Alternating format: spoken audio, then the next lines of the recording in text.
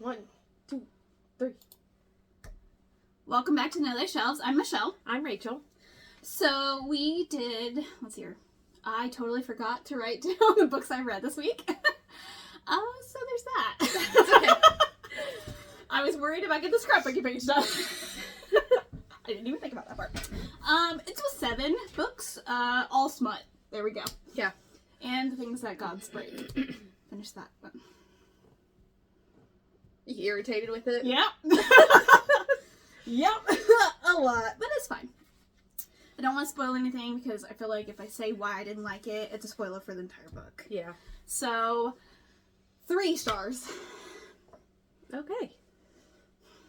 That first one was a 5. Okay, sorry. So did you have any books that you read? I read one other thing, and I don't know what the title of it is. It wasn't very good. It was 1 star, so... Fair enough. I was off last week, so I was able to get a lot of reading done. Which I felt like I was lacking a little bit. So you want to get into the podcast book then? Yeah. That's good with you? Books, stories. Book, stories. Yeah, short stories. Well, I feel like the Mountains of Madness is considered a novelette. Because it's more than a house pages. Yeah. But anyways, 3 short stories by H.P. Lovecraft. The first one we're going to talk about is The Call of Cthulhu by H.P. Lovecraft. All of them by H.P. Lovecraft. Every time I spell his last name, I want to put Lovecraft. I don't know why. Anyways, so, Call of the Cthulhu. This was my first. Have you ever read any of his stories? I read a tiny bit, but a long time ago. Okay. And not critically. Gotcha. That's very important when it comes to this stuff. Oh, yes, 100%. So it's mostly set in Boston. He travels a lot, but the main character, it's a first-person narrator. I think all of them are, actually. Yes. I think that's how he writes, but I don't know if all of his stories are that way, so I just wanted to preface that. So our main character is Francis Wayland Thurston? That's what I'm going with. So he is an archaeologist. Yeah, that word. And also is the great nephew of Professor George Gamble Angel. Yeah. Who is deceased, and that's about it. So he died, and the last living descendant was Francis, and so he had to go and settle the estate. And that kind of sets up the rest of the story. Yeah. Pretty much. Okay, so among his files, I think the professor was a professor at Brown University, specializing in ancient languages and inscriptions. So Francis finds this notebook or I think it's a box. Yeah, it's like a whole bunch of shit in it. And he obviously is gonna look at it and he's like, what the fuck is this? Because he thinks his relative is crazy because it's like some of these stories in there is just beyond belief, kind of. Yeah. And so that piques his interest. And he kind of re-interviews some people that the professor did before he passed. One of them is Henry Wilcox. Sorry, I'm bad with names. Who is actually studies sculpture at a Rhode Island school. Design? I don't know. He's an artist. Yeah, he's an artist, basically. And so, why is he important? So, in the professor's findings, he interviewed this man, and I'm sorry, I misspoke. There was a tablet that I don't know what it is. It's called something. So you put a piece of paper and kind of go over it with pen. Mm-hmm. And that's how they write. Yes. It's called a tablet. Yeah. Who was created by Henry, and so he kind of re-interviews him and is like, where'd you get this? And he's like, I dreamt it. So he tells him about his dream. And it's just crazy, like, fever dream, kind of. And he's afflicted by a certain amount of time, which is... the 23rd through March, the 1st. Yeah, March 23rd through the 1st.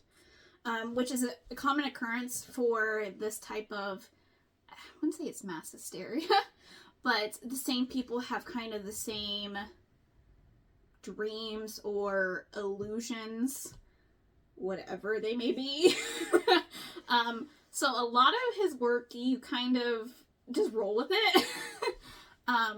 Because it is science fiction, it is in the realm of Other shit. Some of it doesn't make sense until you get to, like, I want to say, like, the last bit of the story. Then it kind of all comes together, and then you're like, oh. So, he's more interested, since he's an archaeologist. Thank you. I really can't say that word. He's really interested in the descriptions on it, and because it's unknown to everybody in the science community.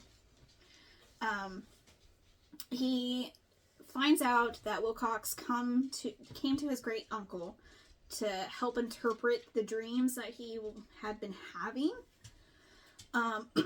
after an earthquake it's February 28th of 1925. That's when he begins to dream of this city with pillars and hieroglyphics that no one can read, green ooze, just a lot of things. It's just a lot. This is where we first kind of, I'm not even going to try, Cthulhu language is my best interpretation of it. And Raylan is introduced. It doesn't necessarily say it in the story, but that is supposedly Cthulhu's house is Raylan. Right? Yes. Am I saying that? I don't know how you I don't remember how it was said. Which Wilkins kind of says that as he was dreaming, he felt a lot of fear, like a lot of uncertainty, and that's where, same really. So this is when Wilkins kind of goes into his feverish dream and doesn't snap out of it until the 1st, and has no recollection. Just that period's gone. He doesn't know what happened, and he didn't have any more dreams after that. Of Cthulhu. Oh yeah, of Cthulhu. It's not important, damn it.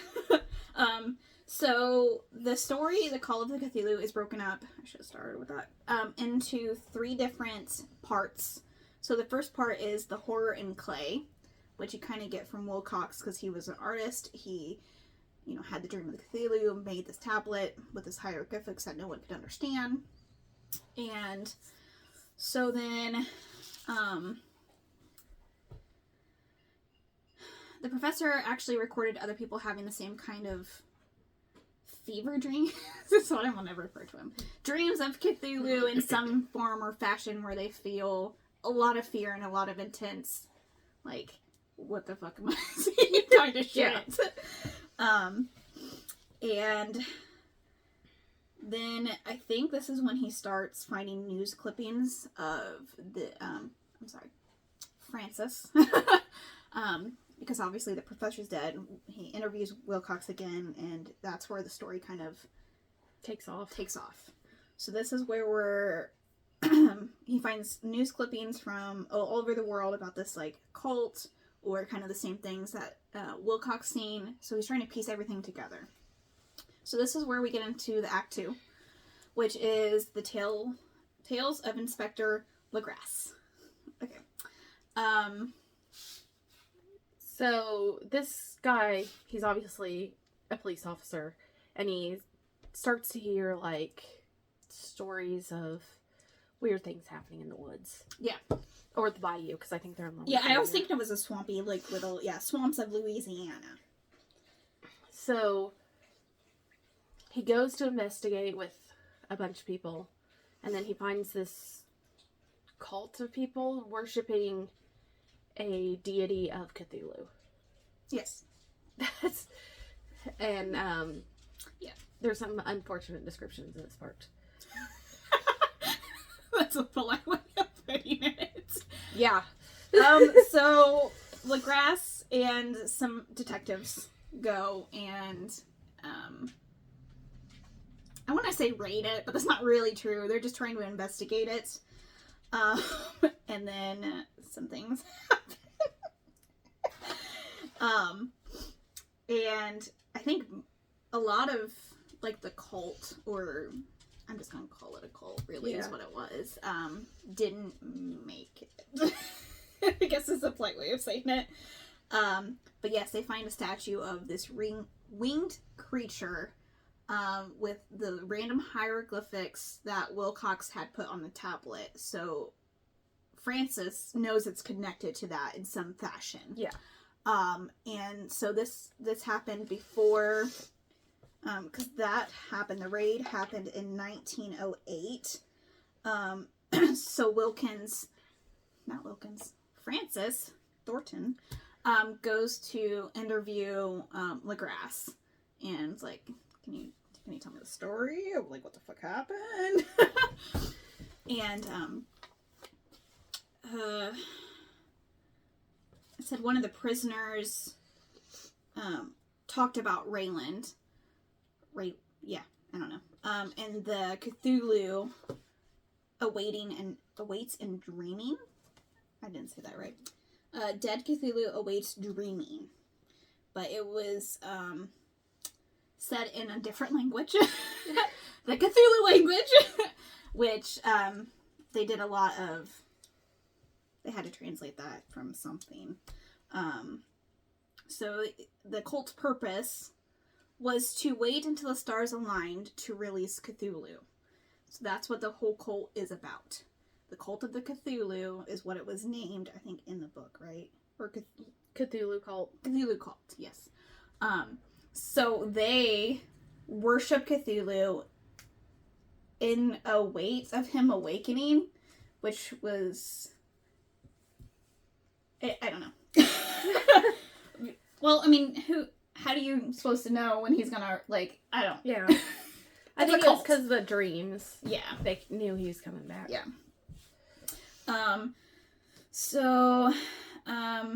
Yeah. And they also mentioned the old ones, which isn't in this story at all. We'll get to that a little bit later. And the old ones would plunge humanity into chaos, is what the cult, or one of the cult survivors has stated.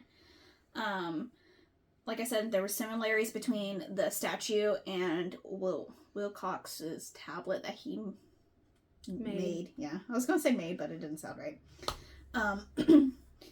This is when he, Thornton, whatever.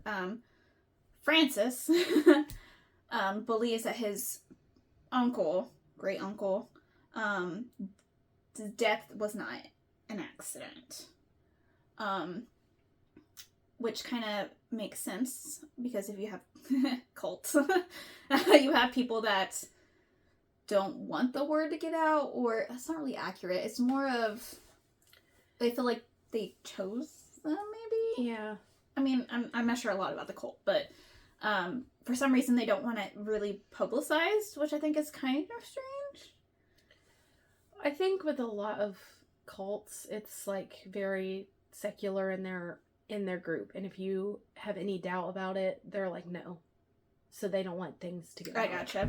That kind of makes sense. So that kind of leads into the third part, which is the last part, which is the madness from sea.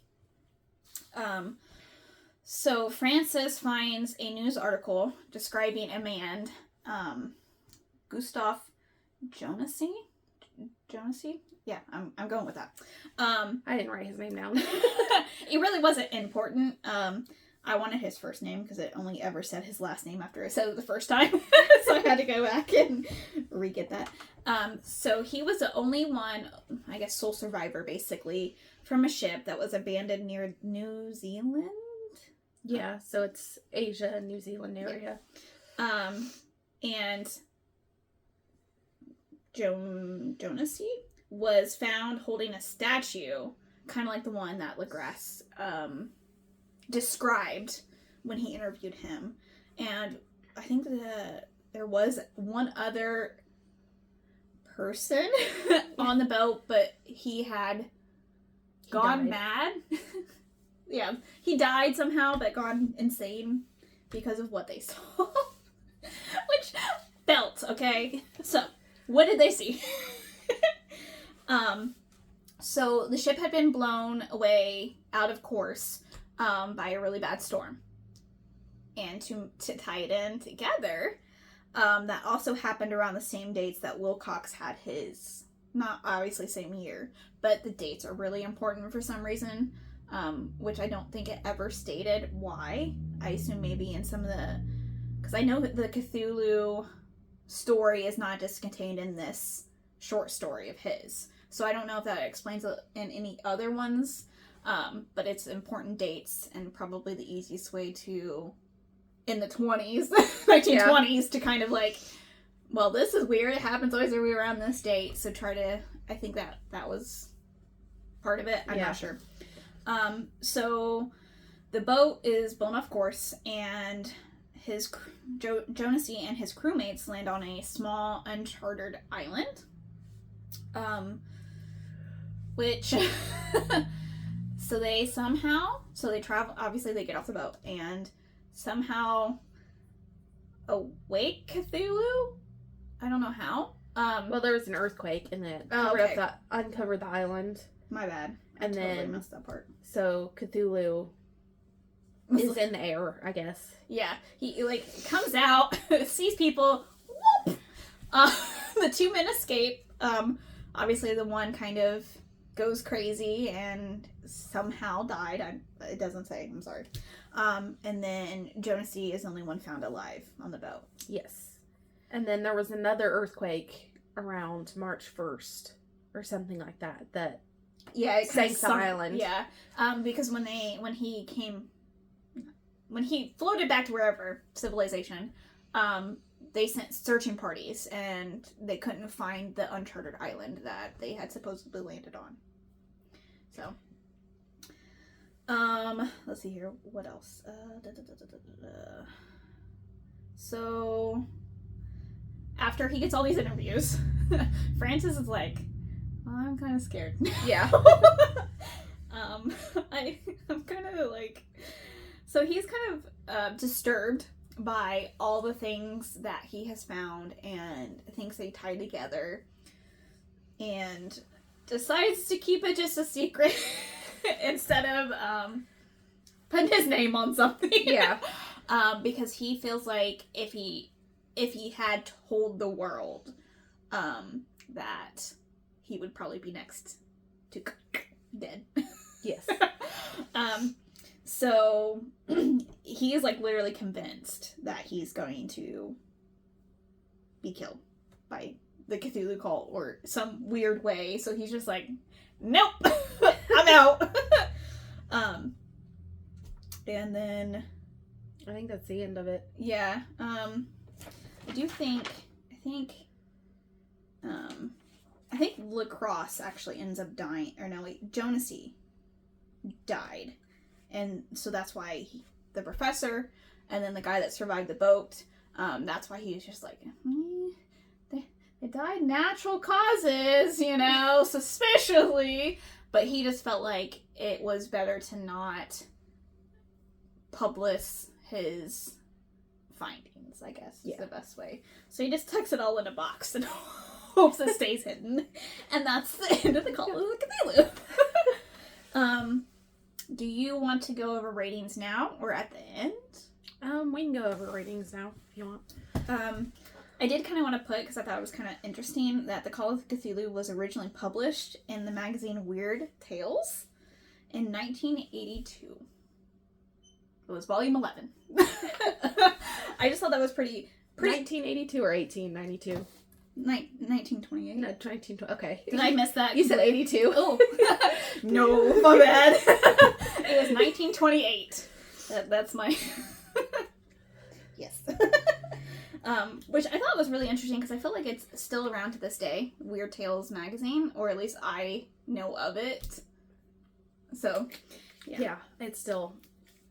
I don't know if it's still published, but you can still definitely get your hands on at least ones from the 80s and 90s. Yes.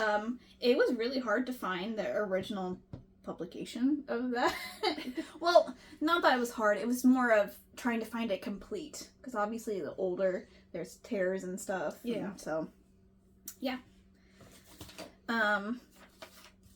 During H.P. Lovecraft's time on this earth, he was really ostracized for his weird science fiction stories. I know you're gonna... Go ahead. So, I don't know if it was necessarily him being ostracized, because he probably was. But I think he was afraid of people. Especially people that didn't look like him. Yes. H.P. Lovecraft had... So... Not in this story, but in the other two stories we're going to talk about, he did slurs for other races. Well, there was definitely one in this one. I was like, Was there? ooh, no, that's bad. Oh, I didn't even notice it. Ooh, that's bad for me. I really noticed the other, the next one we're doing. Yeah. And I'm like, oh, shit. I highlighted that one and sent that one to Kyle. I was like, do you see this? Yes. But most of his writing really didn't get popular until after his death, really. And I think Call of Cthulhu or his Cthulhu stories are his more popular or most well-known stories. Yes. And that's all I have of that. You want to go over the ratings now? Sure. Okay, so my rating is based on not necessarily the story itself, but the fact that I felt like it had to be what I rated it. Because of the things that he said in this novel. Okay. So, novel, story, whatever you want to call it. I got what you mean. I gave it a 1. Okay. And it's because he decided that he was going to call people of color creatures. And I was like, no, we're not doing this. I straight did not even get that. Oh my god. I didn't know. There's a worse one in Herbert West. Yeah, that's the one I was like, ugh. I didn't catch anything at the Mountains of Madness, but I also might have slept through the end of it. We'll get to it. So you gave it a 1. What about, okay, I'll go with mine and then you want to go over your science-y one? Yeah. Okay. So I gave it a 2. I was really disappointed with this story. I was expecting more Cthulhu for some reason. And I didn't get it. So I was like, is this what everything's based on? Without obviously knowing or reading his other stories. Because I do know some of them do tie in to the Cthulhu backstory and lore. But I wanted more than one instance. Here. Yeah. I kind of liked him, investigating, but one instance that he didn't even see himself? That's what got me. So I gave it the rating I did. So, what was your science score for this one? Probably a 3, because Cthulhu's an otherworldly being. Mm-hmm. Okay. So, based on Cthulhu, a 3. Okay. I gave it a 2. I felt like it had, a lot of investigation work, a lot of uncovering the hieroglyphics, and that kind of aspect. My God, English. You know what? Yes, that's why I gave it a 2. I felt like he didn't see anything real firsthand, so I didn't feel like that. I took that into account for my rating for science. Okay. That was a Call of the Cthulhu. God dang, I can't speak today. Well, Cthulhu is a weird word anyways. Yes. So the next one is Herbert West, Reanimator. Sorry. This one. So I picked this one because it was based on Reanimator was based on this. Yes. If you haven't seen Reanimator, watch Reanimator. Yes, I need to. Don't touch me. So, first person narrator again. We don't ever get to know his fucking name. He is not important.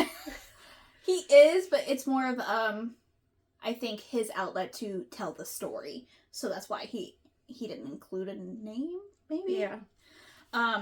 So obviously Herbert West is the mainest character? Yeah. Main character? And then obviously we got the narrator, who is a co-scientist, so they collaborate together and work together. And then, let's see here. Dean Allen Hansey is important. He was the dean of, the university. They were Miskatonic. Miskatonic. I was like, I know I'm not going to say that right. And then you also have Major Sir Eric Moreland. Sorry, his name's a long one. Major Sir Eric Moreland Clapham Lee. Yep. Clapham Lee. And he is, I want to say, not in it until a little bit later. So this one, let's not get into that first. Okay. So some of the places that it takes place, which is the Miskatonic University, Arkham, which I thought was interesting. I didn't look that up, but I assume that's where they got Arkham Asylum from Batman. It was, yeah. Because he wrote this first. So then you also have the Arkham Mental Insane Asylum. And then it also took place in New England town of Bolton. That's the main character, or main places that they take place. And then they had a war in between, which I think is World War One. Yeah. Yeah, I was thinking of a bomb. I'm sorry. So, I think the chapters are named because I named them. Yes. Okay, so From the Darkness is chapter 1.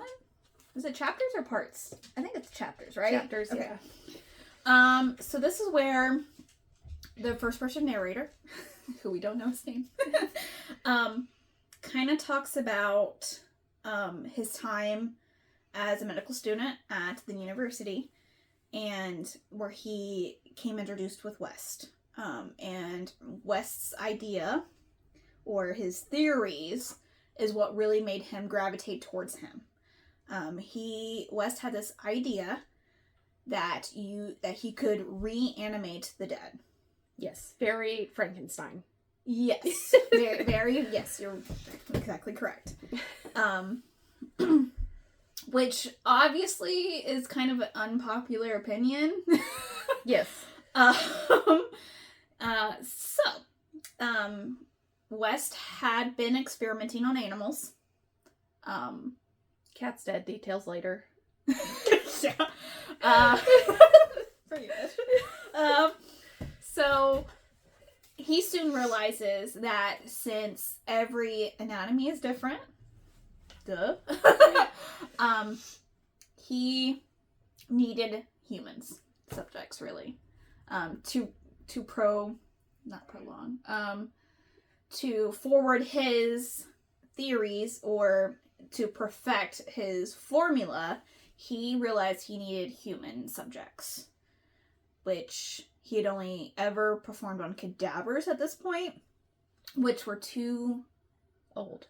Yes. They were too decomposed. Yeah, they're not fresh enough. So they end up so West and the narrator just end up, grabbing cadaver. Well, actually, they're not cadavers. They actually have men steal bodies from recently deceased graves. And then this is where West finds out, because his formula works to some degree, but he realized the fresher, the better. Yes. He hasn't run with that yet, okay? But he has figured out the best way to prevent brain damage, which that's the first thing that goes when someone dies. your brain ends up dying. So obviously you can't have a brain that's dead and try to reanimate someone because it just doesn't work. It's going off that frog theory where if you shock a dead frog, it'll like jump. Mm-hmm. Is what this is. Yeah. So,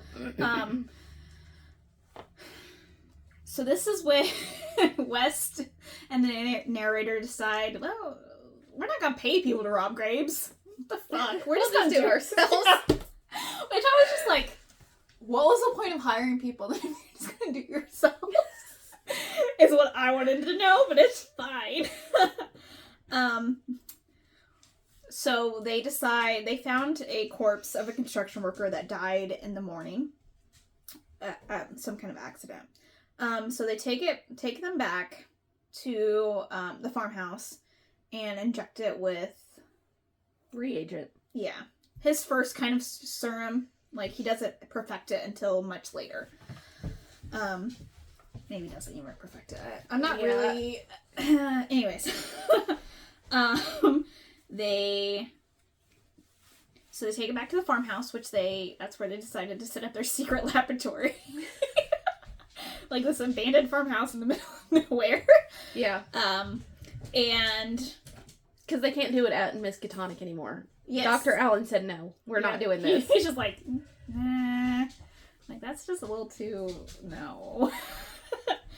And that kind of pisses West off, because that's just the type of person he is. He can't perform his life's work. So he still finds a way. So they inject it, and nothing happens. A little bit later, there is, like, this inhumane scream. And they get scared and run out of the fucking farmhouse. In their haste, they knock over a lantern. Fire sets it on fire. So obviously they don't know that until the next morning. So they flee. They accidentally set the fire, and the next day, the news reported that the Potter's Field barn house had been burnt down, and then burnt down and claw marks from a beast. So I think we're supposed to assume he's dead, correct? Who? The test subject. Which is Dr. Allen. No, it's not Dr. Allen yet. For this one, it's Dr. Allen, I believe. I thought the first one was him. No, it's the next chapter with the thyroid outbreak. Okay. Am I wrong? I was almost positive that Dr. Allen died in this first area, and then that was the body that they reanimated. No. I don't think so. Because it's in this one. So the next chapter is the plague demon. And this is basically, it's sometime after the fire, and West's research is stunted by Dr. Allen, because he's like, dude, you fucking crazy now. And that's when he kind of ostracizes him from using any of the university's resources. Yeah. So this is where the typhoid outbreak begins, and he just starts injecting people. But with no results, though. And then this is where eventually... Okay, Dr. Allen dies from typhoid. Yes. And as the final act of fuck you to him, West is like, I got his corpse, yo. And since they don't have a laboratory anymore, they decided to take it back to their house. Always. Like, okay. So they inject Alan, the dean, and it worked. I'm not sure why the other ones didn't work. Maybe just the freshness part. But he does in fact reanimate, and is less intelligent and more, I would say, just violent in general. He's more of a zombie. Yes. In our typical sense of zombie. Yes. So he just beats the shit out of both of them and escapes. And of course, they get questioned by the police, and they're like, "We just met him at a bar, man." I was like, "What?" So yes, I think ends up killing. Hansley ends up going on a killing spree. I think he ended up killing like 14 people or something, or at least 7. Yeah. But I think 14. 14 people were killed. Yes. Before he was apprehended by the police. Which he was also a cannibal. You know, zombie is. Yeah. like come on. So he is committed to Arkham. And I think he sits there 16 years, correct? Yes. Yes. West thinks that too much time had passed, and this is where he finally solidifies his idea that it has to be as fresh as a cadaver as possible. And this is where we're into the next one, 6 Shots by Midnight. And this one is, Yes. This chapter is very... I don't know what the word I want to use is. Very derogatory towards people of color. So I don't really... If you wanted to, you could skip this chapter. If you really felt... Yeah, it was just... So this chapter, basically, there's a boxer who is a person of color. Who he describes in a very, very unfavorable appearance. Yes. It's real bad. It is really actually bad, yes. So he kind of describes him as an ape-like creature, which we came from apes. But basically, very long arms, longer than normal arms, which just, yes, it's not great, okay? Like, it's just not, I don't know. Just skip this one. We'll tell you what it happens in this chapter. Just skip it. Yes. If you're going to read it at all. Yes. Yeah. So basically, they reanimate their underground fight. The boxer goes down.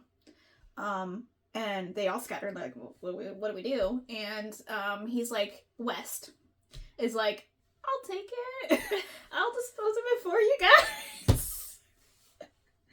It also doesn't help that for this one, and this is a tangent, I know, that Herbert West in this is blonde. So, like, that makes that a little bit worse. Yeah. You're, you are correct. So, yeah, it's just a bad day all around, okay?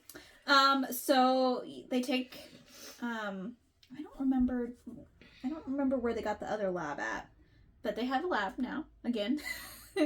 And inject the new improved serum on him. Nothing really happens to the boxer. We don't even get a name for him. He's the boxer. Well, his name is Rogers. They gave him an, yeah.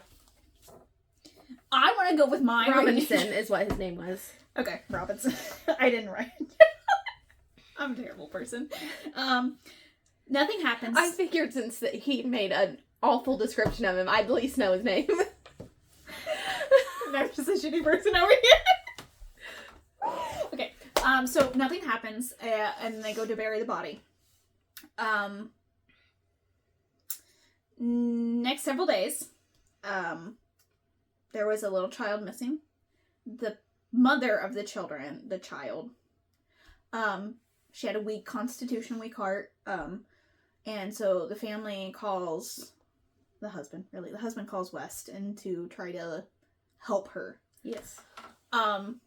It doesn't work, and the father is almost about to, like, slap West or beat him up or whatever because he couldn't save his wife.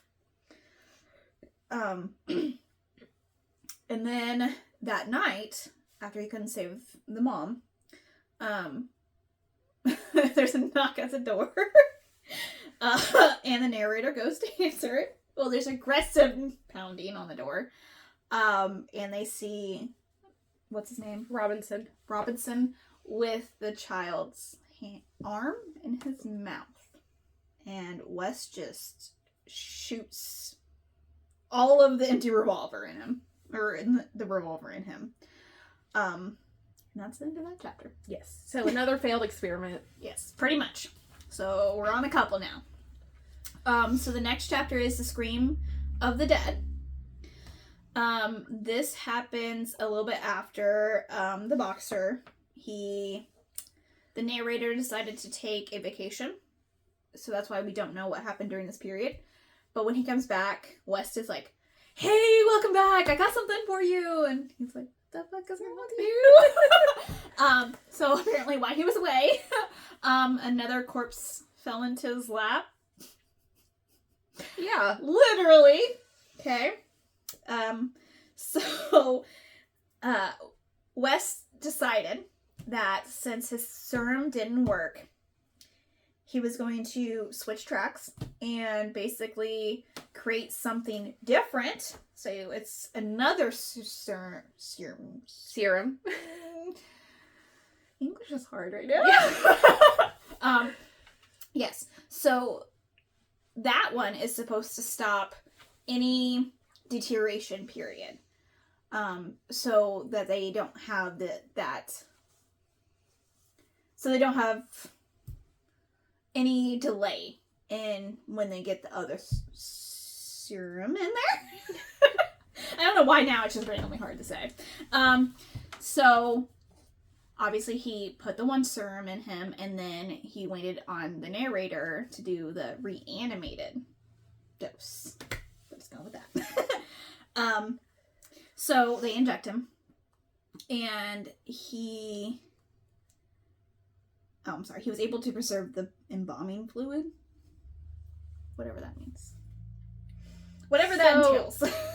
I know what embalming fluid. I don't, honestly, none of this would work.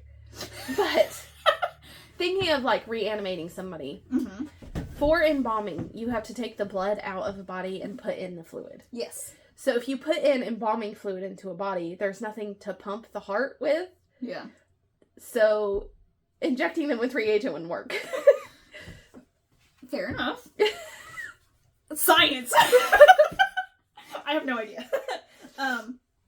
But they inject him, and signs of life appear slowly.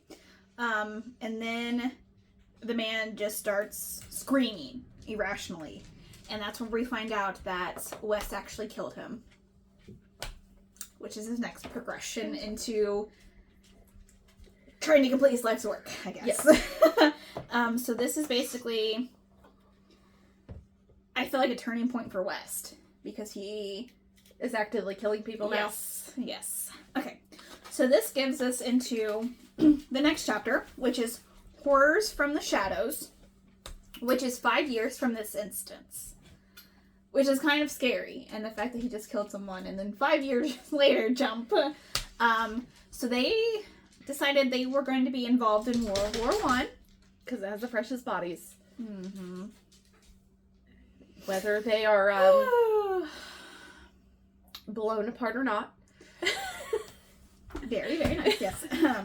So this is where we meet, I'm just going to call him Major because his name is so fucking long. This is where we meet the Major, and the Major actually shows some interest to West's ideas. Yes. Feels like he could accomplish it, has the same views, really. So they end up making another lab in the corner up there, you know. Well, it's easy in World War I because you just set up a tent and you're like, okay, bring people in. Yeah. So during the day, basically, the narrator and West save. I feel like they do save as many people as they can. Yeah. But I honestly don't know. We're gonna be questionable on that, okay? So the war is happening.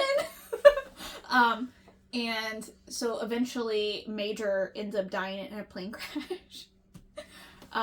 He kind of gets decapitated in the same process. And so Wes is like, well, he would want me to. So would he though? Yeah, would he? I don't know about that one.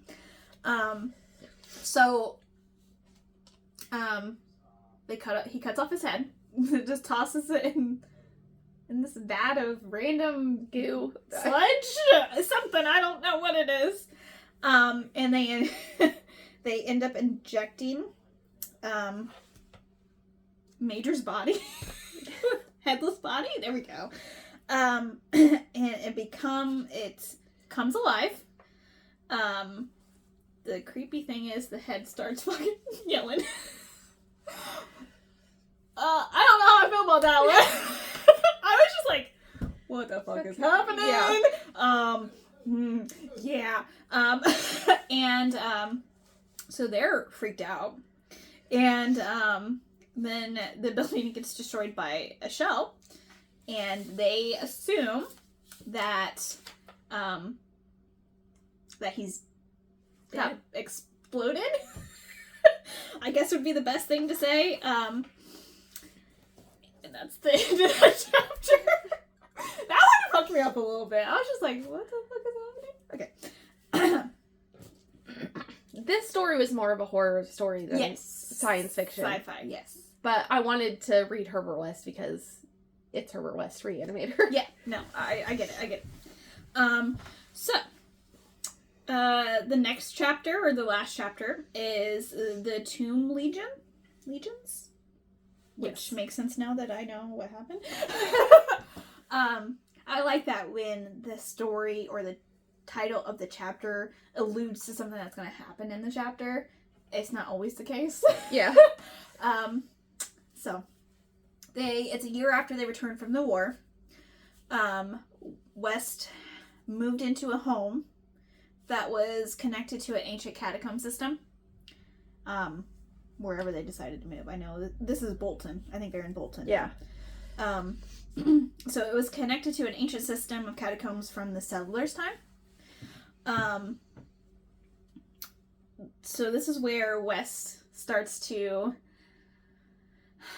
reap the karma comes back. Okay, I guess this is the easiest way I can say it. So a newspaper. He was reading the newspaper. Even newspaper. A lot of people do. Used to. And he starts seeing these alarming, there was a riot at the insane asylum. So let's recap who was in the insane asylum. Dr. Allen. Okay.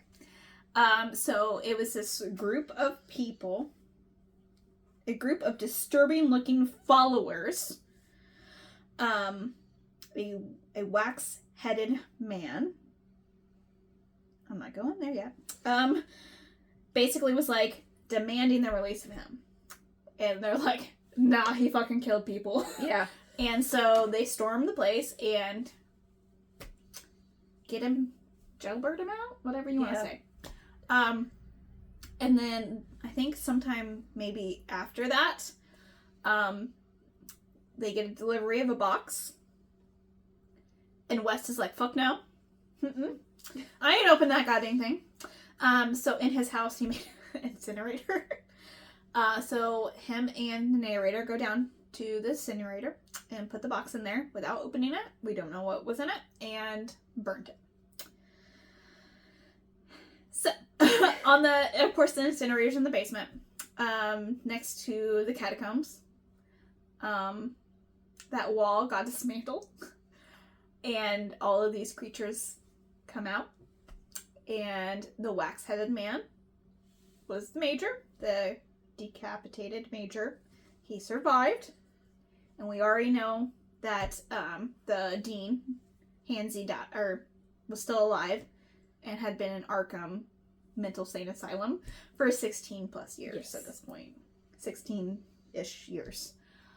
And they kill West and decapitate him. And then they bite. Yeah. To be fair, he brought everybody back, including people from the catacombs. Yes. Yes.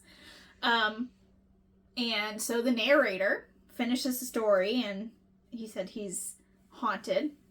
Kind of, not mad, but insane for the stuff that he witnessed. And the narrator was actually starting to get a little worried about West just because of his passion? His tendency to kill people? Yeah, that too. And of course he couldn't tell the police that a bunch of people just killed West because obviously the police do get involved. The narrator calls him and then they take him to West and the wall is up. Yep. So West can't, or the narrator can't say, yeah, he was killed by all these people that came through here. How? And so that was the end of Herbert West. Reanimator. I will say, there are 3 Reanimator movies. So there's Reanimator, Bride of Reanimator, and Beyond Reanimator. Oh, there's some fashion of this in all of them. Oh, okay. So there is not racism in all of it. In it. As far as I remember. Well, I can kind of see that. So the Miskatonic University is apparently in some of his other novel or short stories. This was the first mention of it. It is also the first mention of, or how do you say that word? I want to say it. Depictions, yeah. Of zombies as scientifically reanimated corpses, which I thought was really interesting.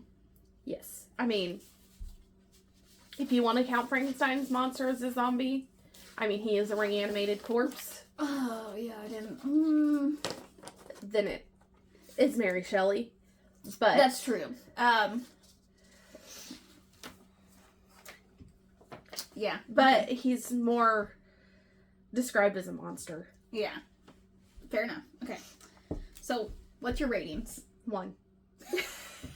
Okay. For this one, because the same reason, like, okay. I can't... It sucks because I was liking this story up until that point, and I was like, okay. Yeah, that was a little risque, yeah. If I wasn't doing it for the podcast, I would have DNF'd it there. I gotcha.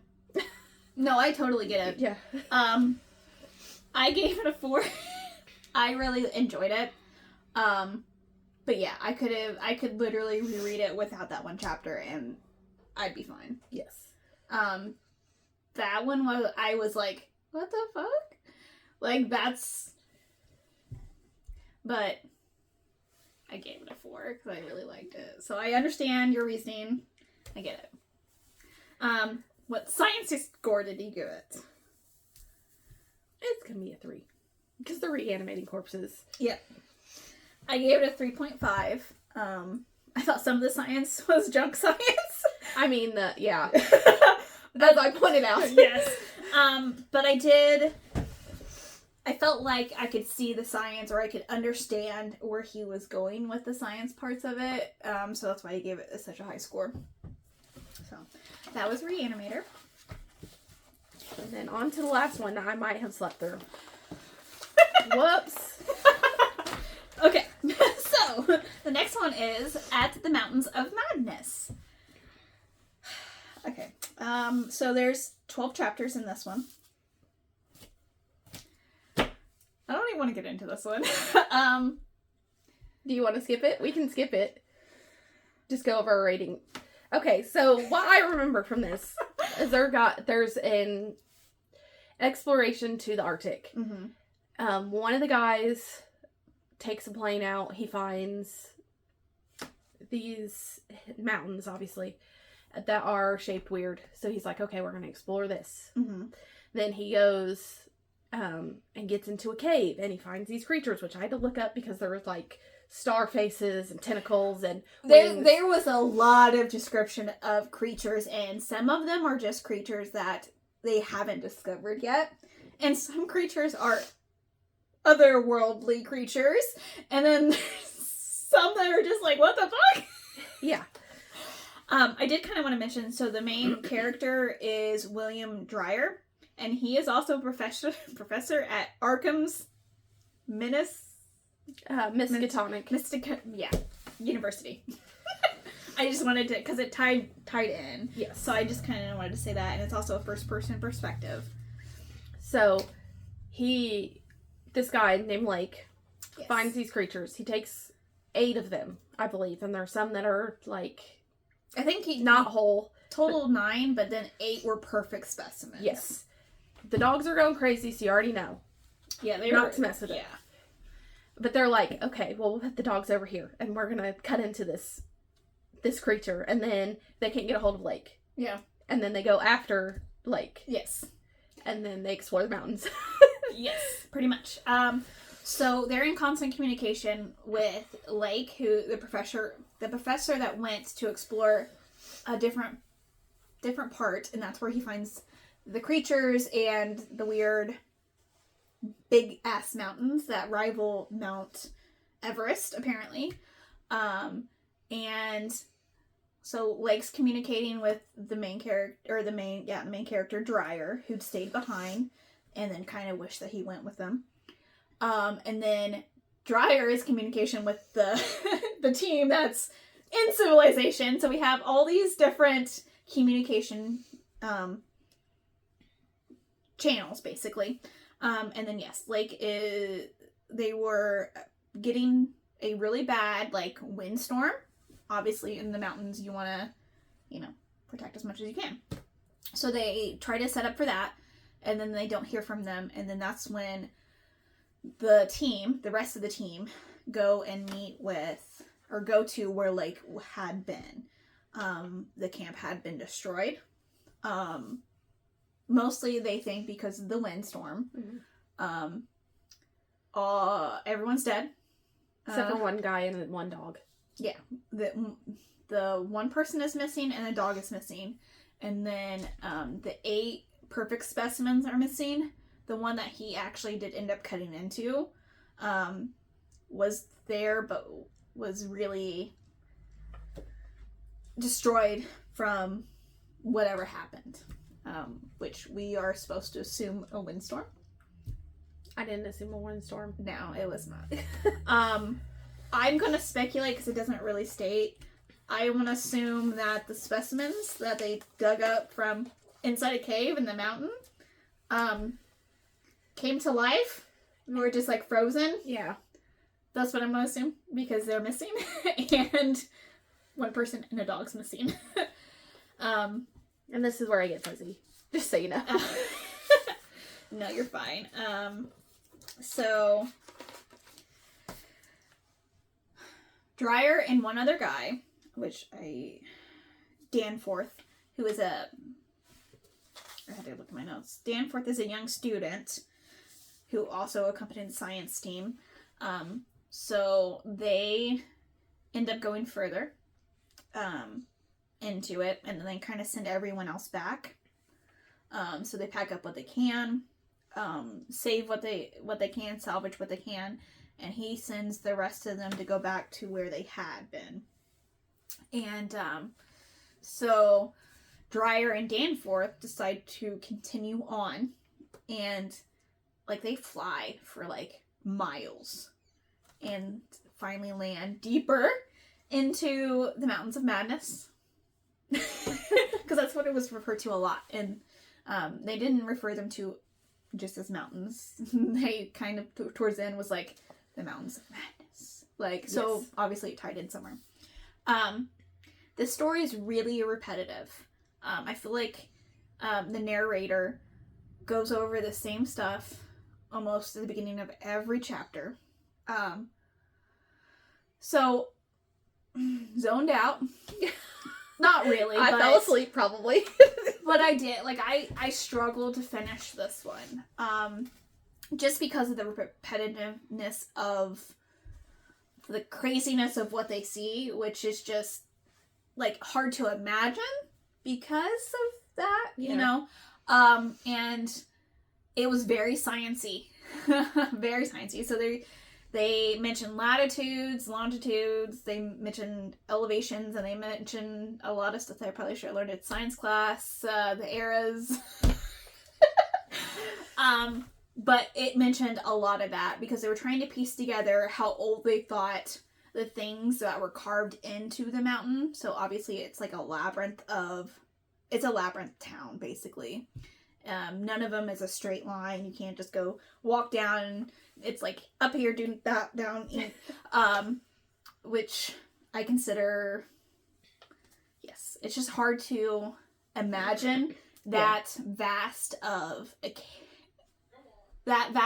a city inside of a mountain that's taller than Mount Everest. I don't know. It was just really hard for me to visualize. So Danforth and Dreyer come across a lot of stuff. They took as many pictures as they had film for, and then they tried to hand draw or do that etching of some of the sculptures or stuff that was inside, like the hallways, and they were just amazed by the edges, even though it's like just random pyramids here, like just whatever you can think of randomly thrown together, but still look amazing. Yeah. So they end up piecing this whole thing together by these stories, by the depictions, basically, because they couldn't read anything, because it's like hieroglyphs that they have no idea about. So they deduced that the civilization that lived there fled for whatever reason. They speculated a couple different things, like the climate change, it got too cold, or a rebellion, or Cthulhu. They didn't necessarily say Cthulhu, but they said, like, some of the depictions had this big thing beyond the mountains. Yes. Looming over darkness. So I tied that to the Cthulhu, even though I'm not sure if that's what it was supposed to be. Just gonna leave that there because I don't know. So they call the civilization that was supposedly inhabiting this part, way before any kind of human civilization, the Old Ones. Which is back to Call of Cthulhu. Yes. So they can reproduce, make science. They could reproduce asexually, and they could make creatures out of their own I don't know. Okay, they can make people who are Slothos is what they're called. And so the Old Ones manufactured them as their slaves. So they did all the brunt work. I don't like the name because I feel like it goes to something else. But so that was their slave labor. They were not as intelligent as the Old Ones. Stuff like that. So they basically made them to be this specific duty. And then they end up going down the tunnel that the Old Ones escaped from through whatever ended their civilization. And so they go down. And then they start to see kind of the reason why depicted. And in one of the rooms off to the side, they find some things from the camp. And they're like, why does it smell like fucking gasoline down here? And then they also talk about this really bad odor that we kind of had at lakes when Lake discovered the creatures. That's why the dogs were going crazy. The smell apparently was really bad. It doesn't really describe it, it does, but it doesn't. It doesn't say that it smells like this, or Yeah. It's just supposed to be whatever you find the most disgusting scent. And they just keep trucking down. Why would you keep going? Is my question. So this is when they find the first kind of creature that is alive. They find these big penguins. Sort of. Yeah. They're big penguins. They look like they're giant. They said something about penguins. They look like that, but huge. Also blind. So they speculated, and they didn't fuck with them. They didn't fuck with, so they speculated that it was either ones from the old ones that they kind of created to make bigger, or, whatever. There was a little bit of speculation with what they were for. One was it came from the old ones. Another one was it was penguins that developed to be big, living in the big space. And they went blind because it was so dark down there. Yeah. I'm not sure which one is true. Obviously, they don't either. So that's just a lot of speculation. And then they kind of go further down, and this is where they find the missing person from Lake's camp. Expedition. Yeah.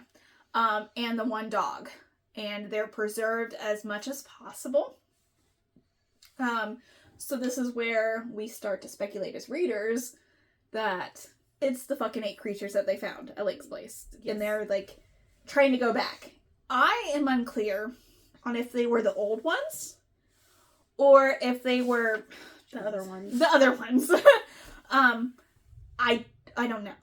There was just a lot of description thrown out. And I honestly could not distinguish between what the old ones made and what the old ones look like versus what they look like, because it was just like, tentacles and all these eyes and this, like, yeah, it was just a lot. Okay.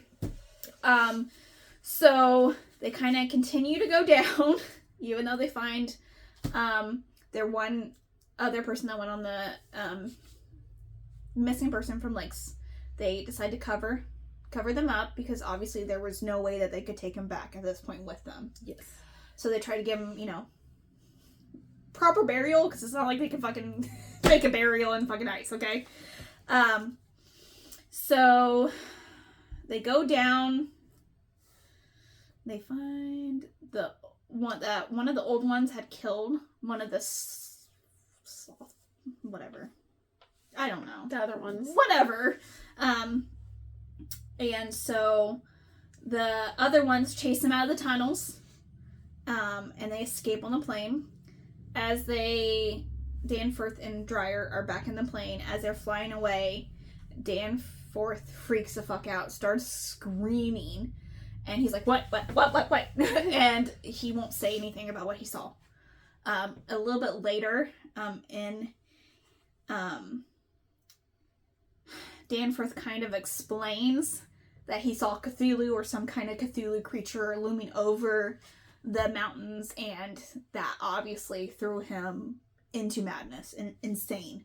And I think he comes to that much later when they get back to civilization. He just goes insane. The vision's just too much. Yeah, too much. So he Dreyer finishes his account, like, as a narrator. And he his speculation on what happened at the Mountain of Madness of why there was no civilization. He believed that the other ones destroyed the old ones because they didn't want to be slaves any longer. And then some of them escaped to live underground. Under the sea. Because the old ones are able to... They have gills. I mean, I don't know.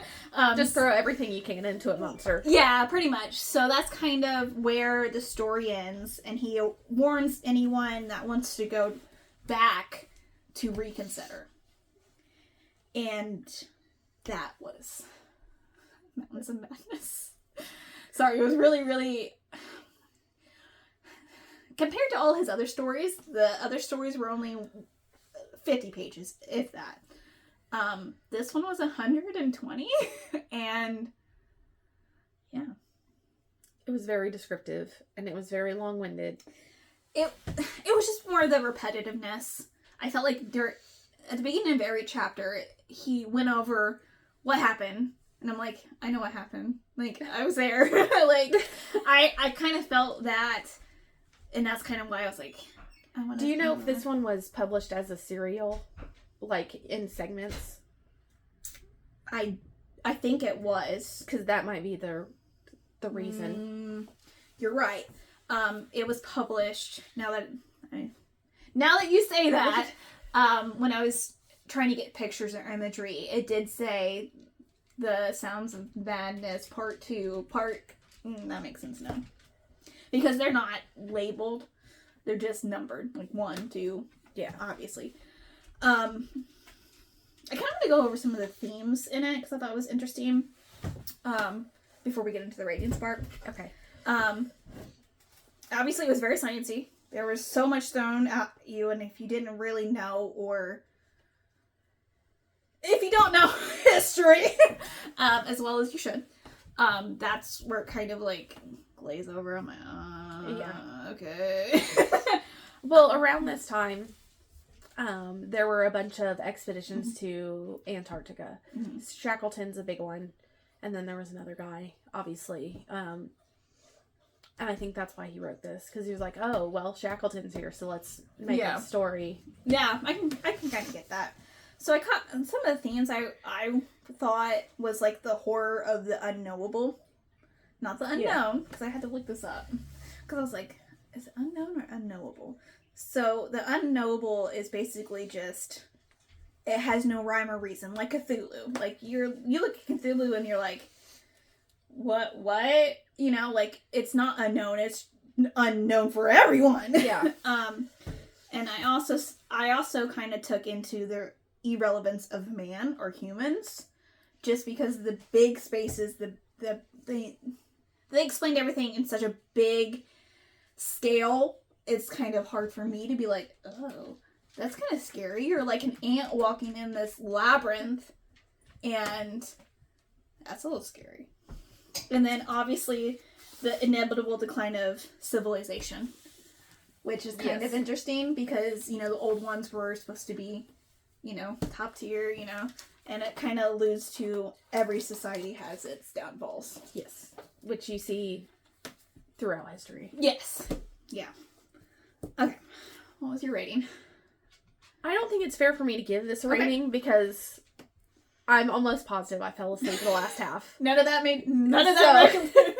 You didn't get any, like, oh yeah, I remember listening to that. I remember them finding the guy. Okay. And then a little bit about penguins, but other than that, I was like, nope. Okay, yeah. Okay, well, I'll give it a rating. A 1. Mostly just because of the repetitiveness, and that makes sense that since it was published at different times, it makes sense for someone to recap. But shit, that was annoying as hell. Like, I'm like, I know this. I know. Why are you explaining to me again? Like, that's just where I was at with it. And it was just very sciencey. Which, my next score is a 5 in sciencey. Just because I don't know how many times I put longitude and latitude in it. I'm like, I don't care. Not that I don't care, but it was just like, I don't. Like, you know, it's like, thanks. Describe something without describing it in longitude and latitude. Yes! And then they threw elevations out there, and I'm like, oh yeah, I know how tall Mount Everett is. Thank you. I do not. But he did mention that it was bigger than Mount Everest. That's the only way. I will say that there's a lot of dead bodies on Mount Everest. Oh, 100%. Because they can't get them down. Yeah. Which is kind of scary in general. Okay. So that's all I have for H.P. Lovecraft. Yes. So for H.P. Lovecraft, sorry, I'm throwing pins. I knew a little bit about him being racist. Let's just put it. I mean, yes, the way it is. But in other classics that I've read. English is hard for you too, huh? No. There's been that. This is not how we describe people now, but this is how they describe people back then, type of thing. Yeah. This was way beyond that. Yes. Especially in Herbert West. Yes. That one was probably the worst one out of all of them. Mountains of Madness didn't have anything regarding people of color, but it did bring in the fact that they had slaves. Yes. So I kind of took that as, you know. But yes. It's just really hard to read something this old and agree, like the story, like I did with Herbert West, Yes. but cut that fucking chapter out if you're gonna republish it. Yeah. Or not change, but I wish they would not censor, but more of have maybe hey, a disclaimer. Yeah, hey, during this chapter, they are really, I don't know, something to that degree. Because, some people, when they read, when you read Herbert West, you're like, I would have DNF'd at this point. Yes. You have people like that, and that's fine. If there's something in the book that you're like, no, fuck this. You know what I mean? Especially if you don't agree with something.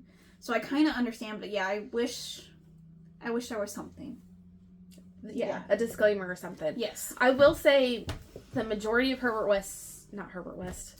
H.P. Lovecraft's novels, short stories are public domain. So if you want to read them, you can read them for free. Yes. So put that out there instead of maybe spending your money on something that you don't. It's not for you yes. or for your views. Yes. Yeah. No, I totally get it. My husband loves Cthulhu, so I had to buy the book. And on top of that, his stories are in so many other things. Cthulhu's in so much. Yeah. So there's no way to get away from it. And if you want to read the source material where it came from, you kind of have to read it. Which I kind of honestly might pick up the rest of Cthulhu, reading the stories that involve Cthulhu, but I feel like that's going to be a lot. Yeah. So, maybe someday. Mountain of Madness was probably the hardest one to read, just because it was just, like you said, it was just being published, in small, serialized. That, I think, really harmed that novel for me. Story, whatever you want to call it. That's the only thing. I was just like, man, I am done with the recaps of the recaps of the recaps. That happens with Dickens, too, where he has, a lot of his were serialized. Okay. So you have, this chunk was in this issue, so he'll recap everything here. I gotcha. And then go forward. Which I guess makes sense, especially if you couldn't get your hands on, the first part, or, you know what I mean? Where your reading level's not Dickens level. That too. Okay, anything else you want to just talk about Lovecraft about? Not as far as Lovecraft. But if you're going to read it, public domain first. Free, yeah. 100%. I agree with you. Which you can find those free on multiple platforms. Yes.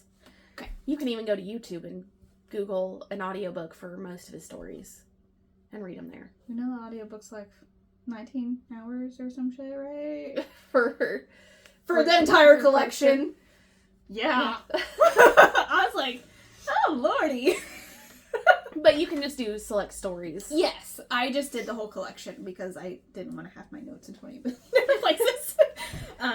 Which made it really hard to be like, how many fucking pages do I have left of this fucking story? Yes. Which, I shouldn't be that way, but it's fine. Okay, so our last November book is God of Malice by Rena Kent. Hopefully dark. It should be. I've heard it's not going to be the darkest of the dark, but right. No, I get it. Do we want to go over our books for December? Yes. I do not have one of them. Okay. And that's the Snow Queen by Joan something. I don't know what her last name is. I have no idea. Starts with a V. So December's theme is holiday/winter. So obviously Snow Queen is our sci-fi pick. Our romance pick is He Sees You When You're Sleeping by Alita Hensley. Yes. Straight edges. It's got... Oh, that's part of the book. I thought it had dust on it. Oh, gotcha. Okay. North is the Night by Emily Rath is... I think that's how you say her last name. Wrath. Yeah. That's what I would go with. This is our fantasy pick. Okay. Horror pick is Krampus by Brom, right? Yes. Yeah, Brom. I was like, yeah. Which is going to be our last read, right close to Christmas. Yes. So that's exciting. So the order we're reading it in is The Snow Queen, North is the Night, He Knows When You're Sleeping, and then Krampus. Yes. So we get our two, like, Christmassy ones right at the end. And we're still debating on if we're going to do the extra week in December, just because of how it's kind of fallen near the holidays. We haven't decided yet. Yes. So, we'll get there. We'll put a pin in that for now. I don't know. Do you have anything else? So the last thing I want to talk about is if you have any recommendations for themes or books that we should read, get with us on Facebook. Yes. And we'll take your recommendations. We'll put them on the list. There's only so many books in a week we can do. But yes, if you have any cool suggestions or within our genre that we're reading, which is sci-fi, fantasy, horror, and romance, or a mixture of any of those. Yes. But if there's any ones that people are like, please read this, we will definitely take that in consideration. Yeah. And we'll try to make it fit with our themes. Yes. Yeah. So, if you want to read any of December's books or the last one in November, pick it up now so you can see what we think about it. Yeah. The whole point of the podcast. So, until next time. Bye.